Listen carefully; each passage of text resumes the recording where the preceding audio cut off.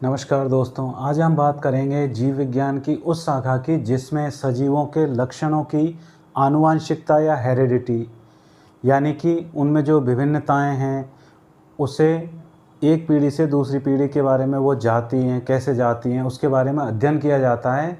उसे आनुवांशिकी या जेनेटिक्स कहते हैं। जेनेटिक्स शब्द का सबसे पहले प्रयोग किया था बैटसन ने 1905 में। तो जैसा आप देख पा रहे हैं, इसी में जेनेटिक्स में ही सबसे महत्वपूर्ण बिंदु आएगा मेंडलिज्म का। इन्होंने भी इसके बारे में बहुत ही विस्तृत अध्ययन किया था, उसको भी हम इसी अध्याय में पढ़ेंगे और स्टेप बाय स्टेप हम इसमें आगे बढ़ेंगे। अब इसमें हम देखते हैं जो इस शब्द की उत्पत्ति हुई है वो ग्रीक भाषा के जीन से हुई है। किससे? ग्रीक भाषा का जीन शब्द है जिसे हम लिखते हैं जीन। ये है ग्रीक भाषा का शब्द। अधिकांश हमने अभी पढ़े होंगे लैटिन भाषा के बारे में, कुछ उदाहरण पढ़े होंगे कि इस धातु का ये नाम लैटिन भाषा में है इसलिए इसका ये प्रतीक है, ये चिन्ह है। इस तत्व के बारे में लैटिन भाषा में ये नाम है। लेकिन ये कुछ ऐसे शब्द भी हैं जो अन्य भाषाओं से भी लिए गए हैं। तो जीन शब्द ग्रीक भाषा से लिया गया है।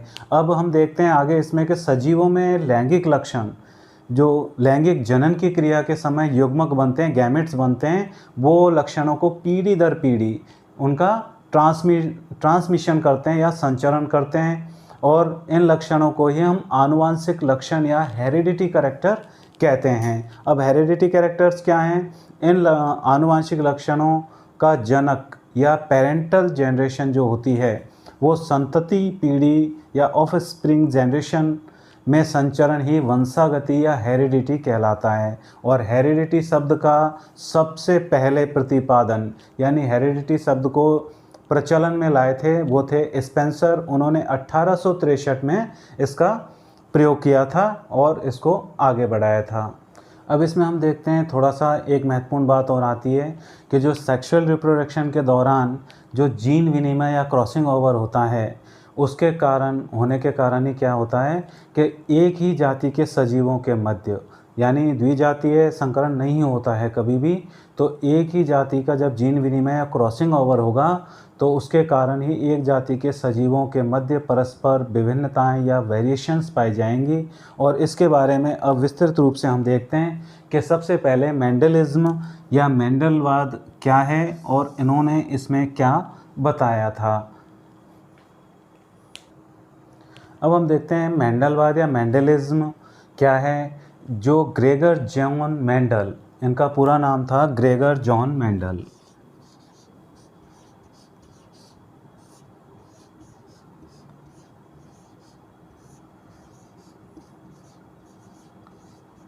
इन्होंने इसके बारे में सबसे पहले बताया था। हालांकि उस समय इनको इतनी ख्याति नहीं मिली थी। बाद में जब और प्रयोग किए गए और यही तथ्य सामने आए तो इनको फिर जब जाने लगा, बहुत अच्छी तरह से दुनिया जानने लगी। इनका हम कह सकते हैं जो जीवन काल था वो 1822 से 1884 का रहा। थोड़ा संक्षिप्त में जान लेते हैं।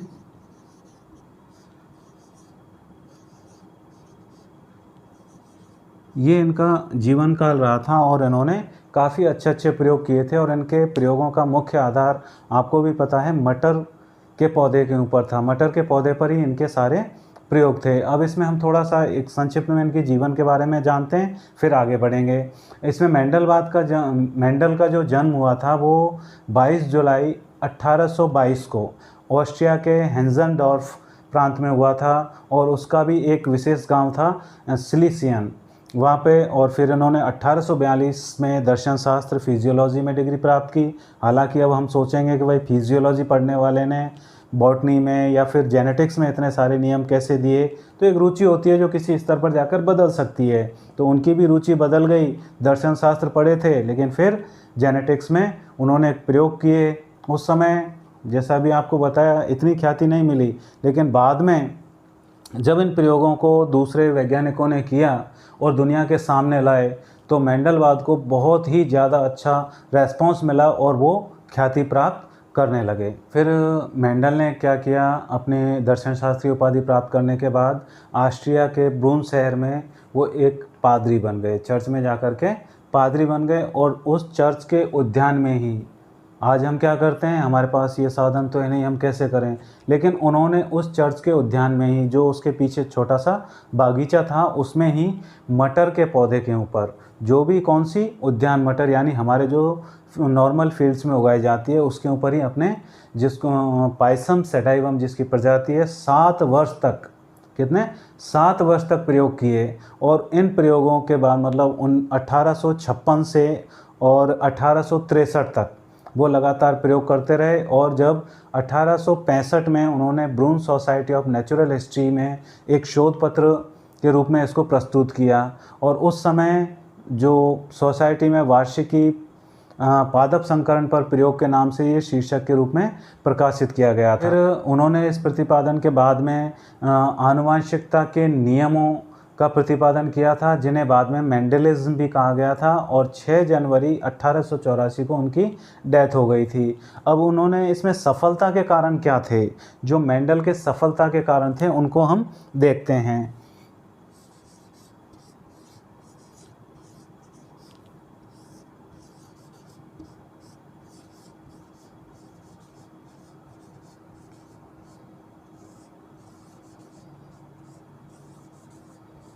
भाई उनको सक्सेस क्यों मिली थी, क्योंकि उनके कुछ जो उन्होंने रूल्स फॉलो किए थे वो इतने अच्छे थे कि उन्होंने ज़्यादा उसमें जल्दबाजी नहीं की। जैसे आज हम करते हैं ना कि बड़ी जल्दी से ज्ञान मिल जाए, फलाने बड़ा सा ग्रंथ उठा लो और उसको पढ़ डालेंगे और कोई कंपटीशन हम क्लियर कर डालेंगे, जबकि हमें स्टेप बाय स्टेप सब कुछ जानना होता है। तो मेंडल ने क्या किया, सबसे पहले उन्होंने एक ही लक्षण की वंशागति का अध्ययन किया।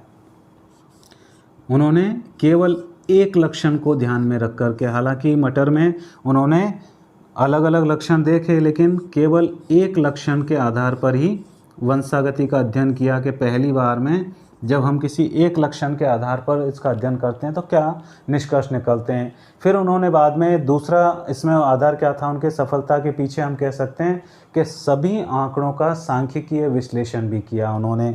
जो भी आंकड़े उन्हें प्राप्त हुए, आंकड़ों का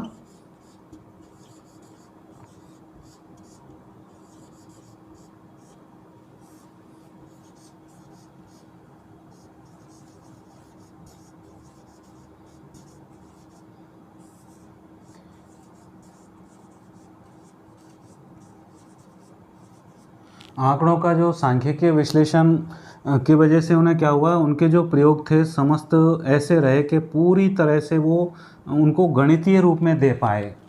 अब हालांकि अर्थशास्त्र के थे, लेकिन फिर भी जेनेटिक्स में आए और आंकड़ों को गणितीय रूप में रखना अपने आप में काफ़ी महत्वपूर्ण होता है। और उन्होंने जो पौधे का चयन किया था प्रयोग के लिए, पादप का चुनाव भी उन्होंने बहुत सावधानीपूर्वक किया था।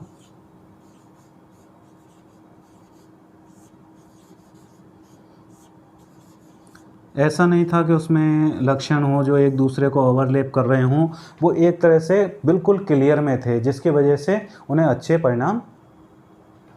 अब इसमें हम देखते हैं कि उन्होंने क्या किया था, पादप का चुनाव, यानी कि उन्होंने पादप कौन से का चुनाव किया था, मटर के पादप का चयन। उन्होंने मटर के पादप का चयन किया, क्योंकि इसमें जो लक्षण दिखाई देते हैं वो बिल्कुल ही स्पष्ट होते हैं। अब उसमें भी क्या विशेषता रही उनके मटर के पादप को चयन करने में, कि सबसे पहले तो ये 1 वर्षीय होता है। हम इसको छोटी कक्षाओं में पढ़ चुके हैं पादपों के वर्गीकरण में, ऐसा कि 1 वर्षीय, द्विवर्षीय, बहुवर्षीय, फिर आकार के आधार पर शाख, झाड़ी, वृक्ष, ये हम पढ़ चुके हैं। तो उसी के आधार पर हम कहेंगे 1 वर्षीय पौधे का या एनुअल जो पादप होता है, तो उसमें समय भी कम लगता है। अगर हम नीम के पौधे पर अध्ययन करें तो एक ही पौधा मनुष्य से ज़्यादा उम्र का होता है, तो रिजल्ट आने में F3 जनरेशन पहुंच जाएगी। तो उसके बाद सबसे महत्वपूर्ण बिंदु था द्विलिंगी पुष्प होते हैं इसमें।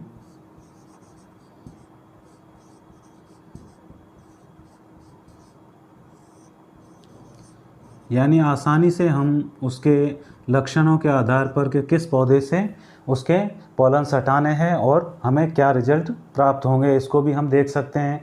तो उसके बाद उसमें एक सबसे बड़ी हमें सहायता मिलती है द्विलिंगी पुष्प में स्वपरागण, सेल्फ पॉलिनेशन की, और दूसरी एक समयुग्मजीवी पादप या शुद्ध वंशक्रम सरलता से हम प्राप्त कर सकते हैं। और फिर इसमें तीसरा महत्वपूर्ण बिंदु था उनके पास एक विपुंसन या इमैस्कुलेशन विधि द्वारा कृत्रिम परागण करवाने का, जिसे हम आसानी से करवा सकते हैं, यानी कि उसके पॉलन्स को हटा करके दूसरे पौधे के पॉलन्स द्वारा भी उसमें परागण करवाया जा सकता है।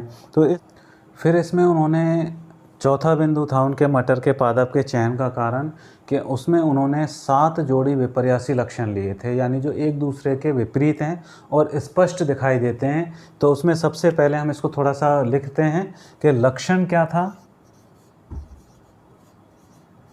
और लक्षण के बाद उसमें प्रभावी कौन सा था और अप्रभावी कौन सा था।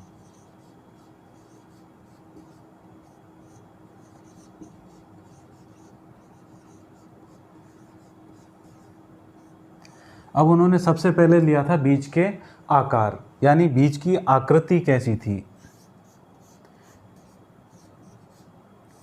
पहले में तो वो क्या था, गोल था, और दूसरे में झुर्रीदार, या इसमें कह सकते हैं गोल और इसमें झुर्रीदार। या नॉर्मल जो बीज हमें दिखाई दे रहा था वो इसमें गोलाकार था और इसमें झुर्रीदार था। दूसरा लक्षण लिया था उन्होंने बीज का रंग।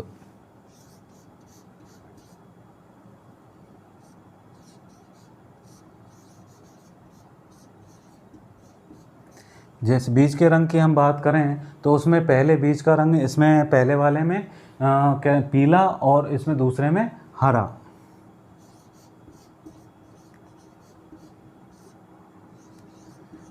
जब इनके आपस में क्रॉस कराया जाता था तो पीला रंग ही निकल के आया था, हरा रंग उसमें नहीं दिखता था। उसी तरह से बीज गोल और झुर्रीदार में गोल बनते बीज और झुर्रीदार लक्षण दिखाई नहीं देता था। लेकिन बाद में जाकर के वो प्रयोग हमें मेंडलिज्म में भी पढ़ेंगे कि वो अगली पीढ़ी में जाकर के कुछ बीज झुर्रीदार हो जाते और कुछ गोल रह जाते, तो उनका भी अनुपात एक निश्चित था।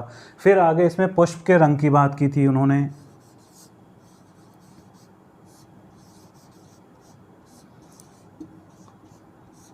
अब पुष्प के रंग में वो रंग तो अभी मेरे पास नहीं है, लेकिन फिर भी हम देखते हैं। पहला तो था बैंगनी,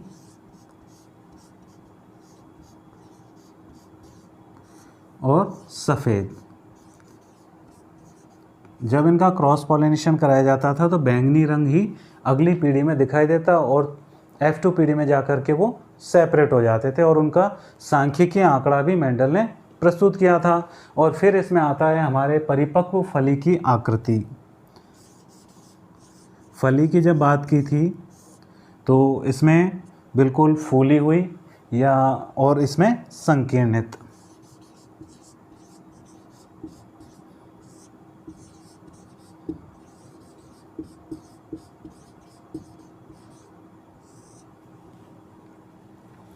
अब फली के बाद में यहाँ तक ये हमारे 4 लक्षण हो गए इनके। फली के बाद में जो उन्होंने अध्ययन के लिए अपना मुख्य बिंदु लिया था वो था इसमें परिपक्व या अपरिपक्व। ये तो परिपक्व स्थिति में थे,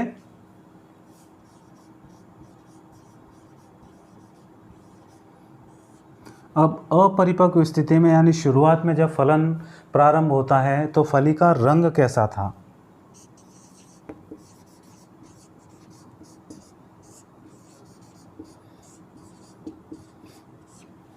इसमें हरा और इसमें पीला।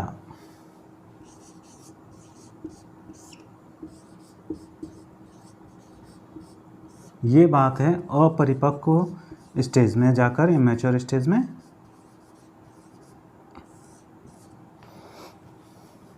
इसके बाद अगला लक्षण था 6ठे नंबर पर जो उन्होंने पुष्प की स्थिति के आधार पर लिया था।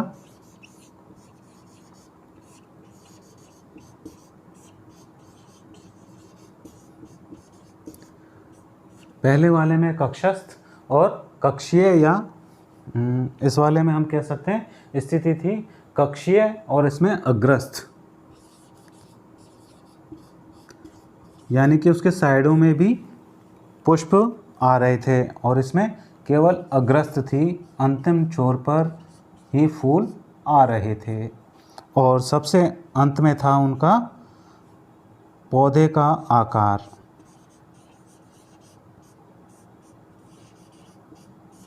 पौधे के आकार के रूप में उन्होंने कहा था कि ये जैसे लंबा पौधा है और बौना पौधा है। अब इसके लक्षण प्रथम पीढ़ी में नहीं दिख रहे थे, लेकिन लंबे के ही डोमिनेंट थे और इसमें कक्षीय, हरा, इस तरह से ये प्रभावी लक्षण थे जो डोमिनेंट थे, और ये अप्रभावी थे जो अगली पीढ़ी में जाकर के अपने आप को अलग करके दिखा रहे थे। तो आज के वीडियो में इतना ही। बने रहिए मेरे साथ मेरे यूट्यूब चैनल एजुकेशनल आईसीएस में।